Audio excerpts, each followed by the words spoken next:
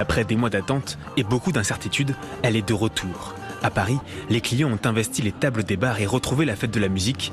Un rassemblement de plus de 10 personnes ne sont pas autorisés sur la voie publique. Place de la République aussi, plusieurs centaines de jeunes sont rassemblés devant des tentes ou derrière cette camionnette, très vite stoppée par les policiers. Aux alentours de minuit, alors que les forces de l'ordre évacuaient la place, des heurts avec dispersion notamment de gaz lacrymogène, jets de projectiles. Il y a eu des débordements, on s'y attendait sans doute parce que cette explosion de la fête de la musique a donné lieu à ces débordements. Bon, c'est sûr, on a lâché d'une certaine façon les freins, mais il y a encore des règles sanitaires à observer. Sur la place de l'hôtel de ville aussi, plusieurs centaines de jeunes réunis sans respect des règles sanitaires. Cette fois-ci sur les Champs-Élysées. Évacuation ici sous tension avec des motards de la compagnie de sécurisation et d'intervention de Paris qui ont tenté de disperser cette nuit les tout derniers groupes de fêtards. Bienvenue à l'Élysée, bienvenue à toutes et tous. Une ambiance de fête qui détonne pour un lendemain de défaite. Veillez à ce que le maximum d'électrices et d'électeurs se rendent aux urnes. C'est notre devoir collectif. Comme ce taux d'abstention particulièrement élevé nous interpelle à toutes et à tous. Dire, c'est la faute du gouvernement, c'est beaucoup trop facile. Macron, il faut qu'il se pose beaucoup de questions. Tous ces ministres se sont pris une baffe. Donc ils doivent démissionner ou pas? Vous demandez leur démission? Non, mais moi, je ne veux pas demander leur démission. C'est au président de la République à tirer les conséquences de la légitimité de ceux qui sont avec eux au gouvernement.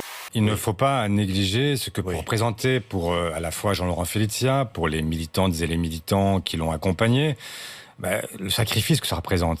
Je salue son retrait et j'imagine aussi pour tout son camp, son équipe et tous ceux qui le soutiennent, la tristesse de cette démarche. Mais ça correspond à son engagement politique depuis toujours. C'est comme le mien d'ailleurs. Ça correspond. Deux camps différents. Il est contre le Rassemblement national. Ça correspond. Il n'était pas partant du tout au départ. Il y a une chance de gagner.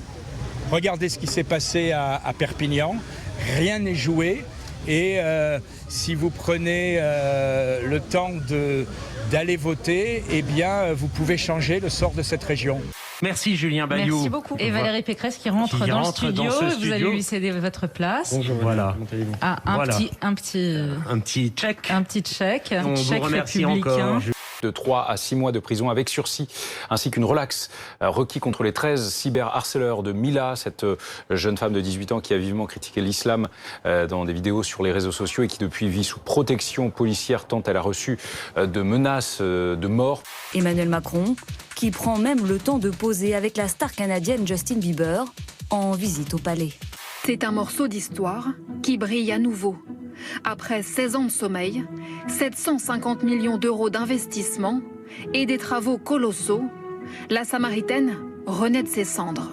Câlin avec Brigitte, visite du palais, pose très inspirée devant un bureau. Car on peut désormais y déjeuner ou dormir dans un hôtel de luxe. Le bâtiment abrite aussi 96 logements sociaux et une crèche. Derrière cette façade moderne, côté rue de Rivoli. Après la collaboration avec McFly et Carlito, pourquoi pas un featuring du président sur un album de Bieber et Rihanna, reçu elle en 2017. À moins qu'Emmanuel Macron ne consulte sur un futur remaniement ou n'envisage de lui céder sa place. On se croirait dans une rave party avec de dangereux tuffers.